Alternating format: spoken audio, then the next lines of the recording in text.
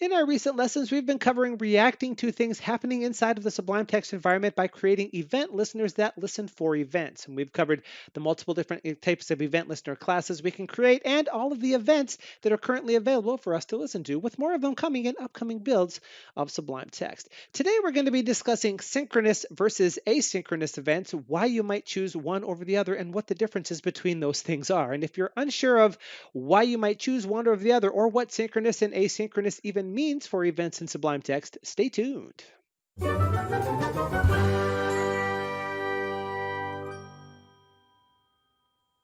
Hello, fellow Sublime Text fanatics. Odin Nerd here. Welcome back to Plugin 101, the video course teaching you how to become a package and plugin author in Sublime Text. The topic of today's lesson is asynchronous events versus synchronous events, the events as we have learned them up to now. Now, this is actually something that was meant to be included in one of the prior lessons, the lessons where we talked about the file events, the command events, and the hover events, but I trimmed it out of there and decided to put it in its own video instead because as a reference, it really deserves its own topic. As a matter of fact, the astute viewer might notice that although the video itself doesn't mention anything about this, you can see comments related to it in the actual code examples used in that video, and the outro recap also mentions it as well. I couldn't quite get all of that stuff out of there in a seamless manner.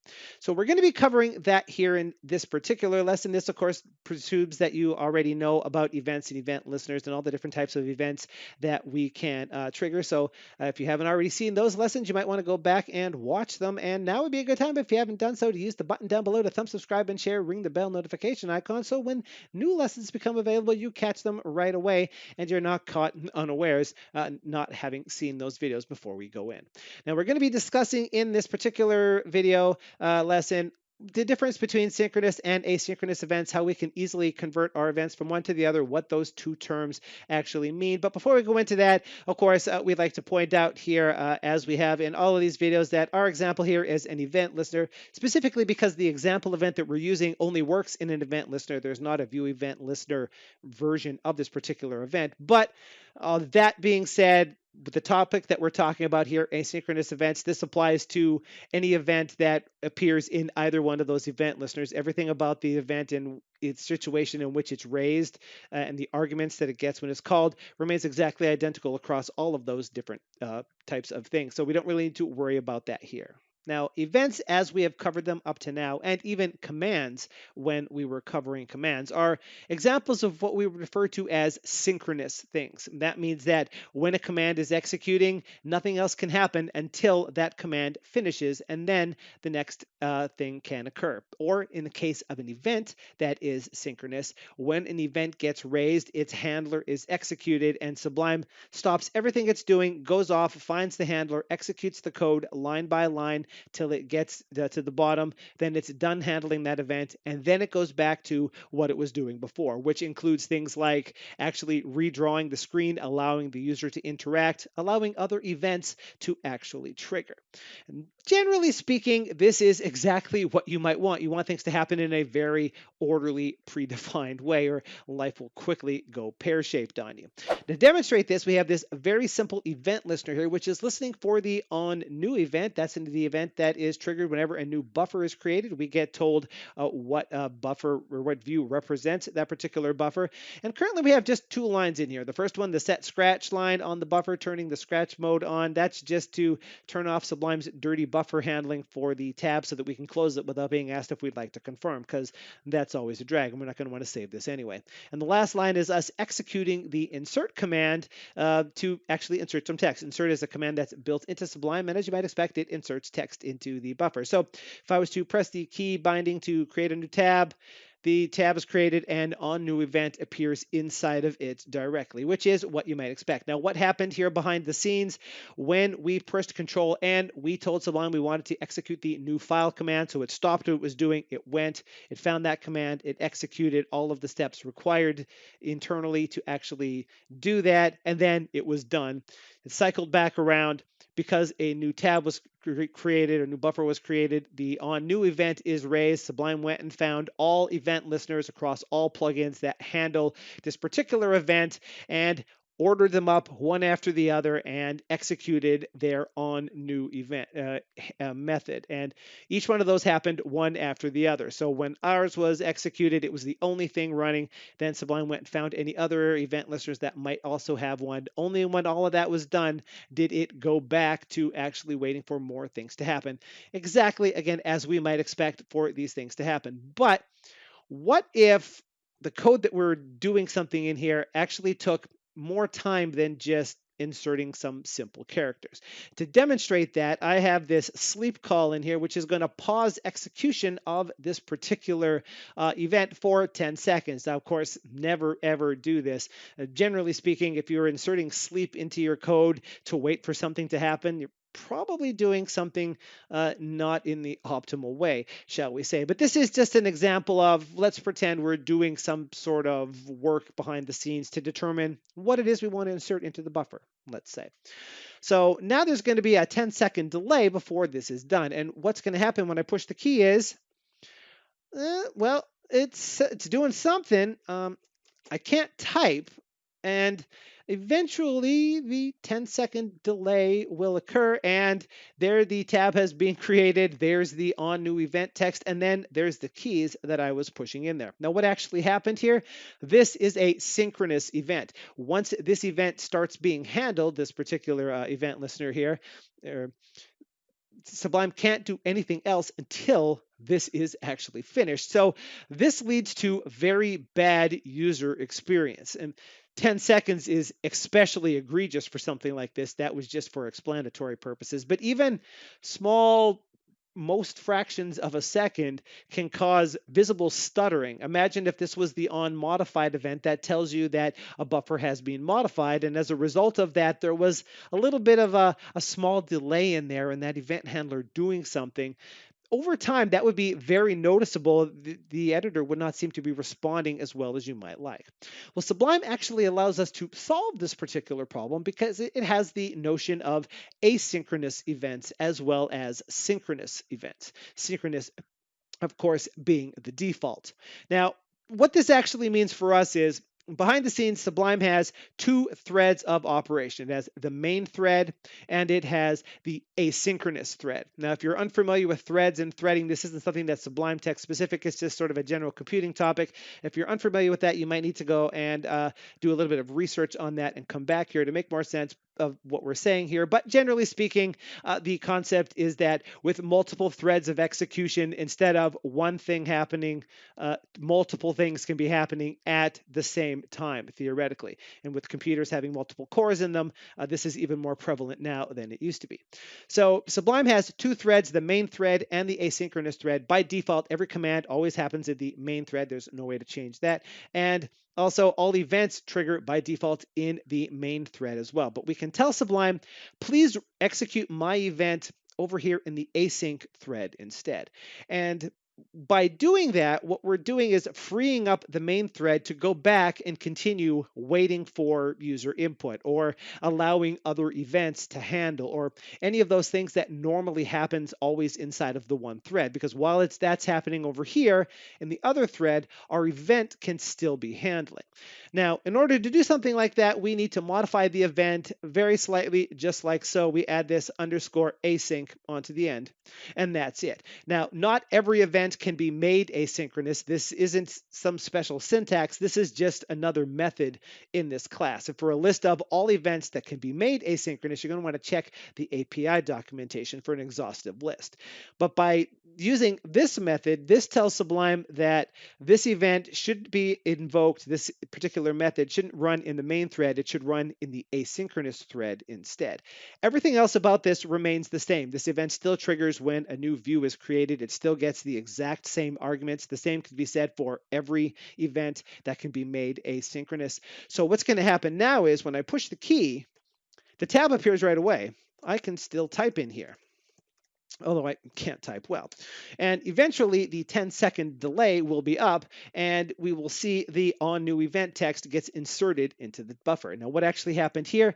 Same sort of sequence of events. We told this command that we use the key to create a new command that ran or new file that ran the new file command, which created the tab and then raised the event. But instead of letting that event run inside of the same thread as the command, Sublime put it over here, went back to allowing us to type and do things while this one very slowly ticked through, and eventually it got to the end and it did its thing. So this is exactly what any asynchronous event might be, allowing us to do something that might take a little bit of more time than we otherwise want to spend in the main thread, so it can still be happening in the background, such as it is, still taking its particular action, but without blocking Sublime from doing anything.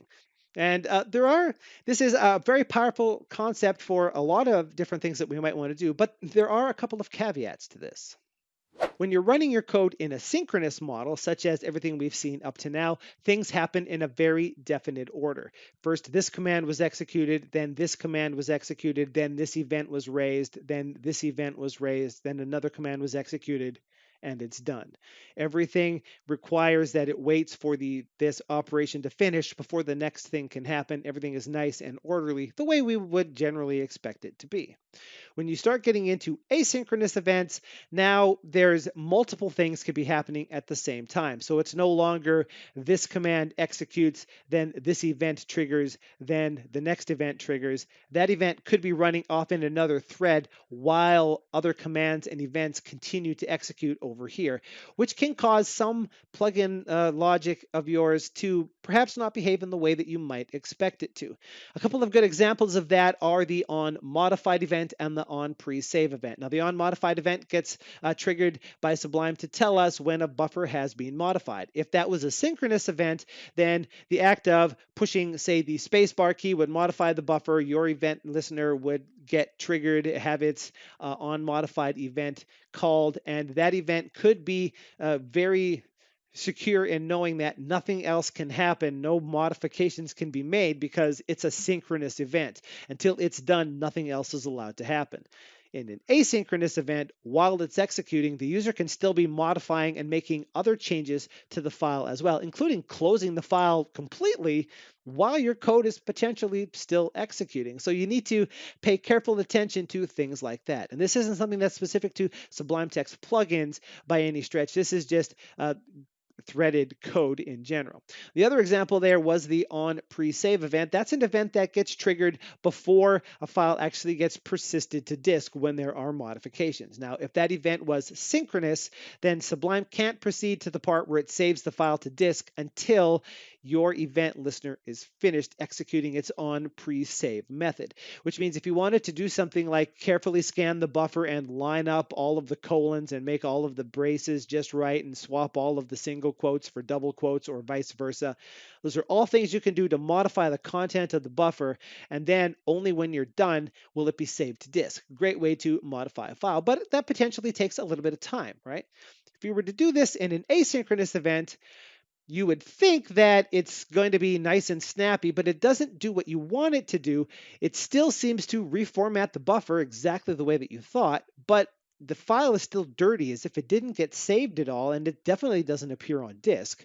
And that's because if the onPreSave event was asynchronous, then once it starts executing, Sublime says, well, you didn't want me to wait for you to finish doing that, so I'm going to go ahead and save the file as it exists right now, which clears the dirty state of the buffer, persists it to disk, and then your event listener continues to make modifications to the buffer, which are now unsaved changes because the file has already been saved. So these are the sorts of things you need to watch out for. Now, it's also important to point out here that although there is the main thread and the asynchronous thread, this isn't sort of a magic bullet, if you will. Both of these threads work on the same general principle of an event loop, which means they're sitting waiting for some sort of event or work item to be given to them to know that they should execute some code, and they will continue executing that code until they get to the end, and only then will they go back and look for something else. For the purposes of the main thread, that's where the bulk of the application logic resides as far as us as plugin authors are concerned. That's things like responding to keyboard input, responding to mouse input, input to know whether we're hovering, actually making modifications to the buffer, monitoring the contents of files on disk to see if they have been reloaded, checking if package resources are being modified like syntaxes or settings or color schemes so that they can be revisualized, actually displaying the screen. Those are all examples of things that happen in the main thread.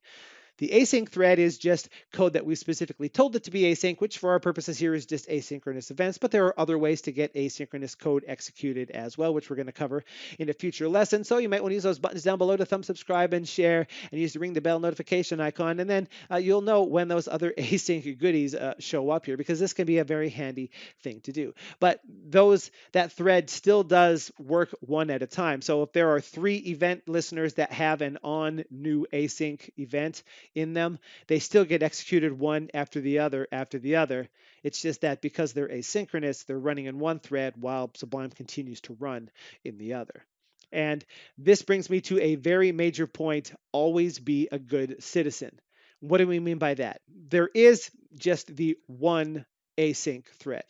Every plugin that exists throughout the whole of the Sublime Text ecosystem in any particular instance of Sublime has access to that async thread, but they should all have equal access to it. Now, the way that the thread is managed is, as I just said, it waits for work items to appear, and they are executed one after the other in a orderly fashion, which means something like our sample event that sleeps for 10 seconds not only causes our code to wait for 10 seconds, it also causes anything else that might also want to be using asynchronous code to wait for 10 seconds, because if there were 3 different event listers that had an on new async event in them, and ours was the first one that was chosen to be executed, the other 2 can't execute until ours is done, and ours is going to take 10 seconds. So the other ones are also going to have to wait at least 10 seconds before they get to execute as well, which is great for us if we're chosen first. Sucks to be them, but if they were chosen first, then we're the ones that are on the receiving end of having to wait a while before our turn comes up, and that doesn't feel good either, right? So don't monopolize the async thread. This isn't a silver magic bullet for, I have a very lengthy operation to do, I'll just do that on the async thread. Doing that impacts everything throughout Sublime, causes a bad user experience, and it causes problems for you and other plugin and package authors when the user knows that something isn't quite right and things are very laggy, and it can be hard for users to actually determine which plugin and which event listener is actually responsible for that particular problem. So you might go to the wrong place to get help for that particular issue. So all else being equal, the advice here would be, always keep things synchronous if you can. Pretty much everything you do should be fast enough that you don't need to worry about that.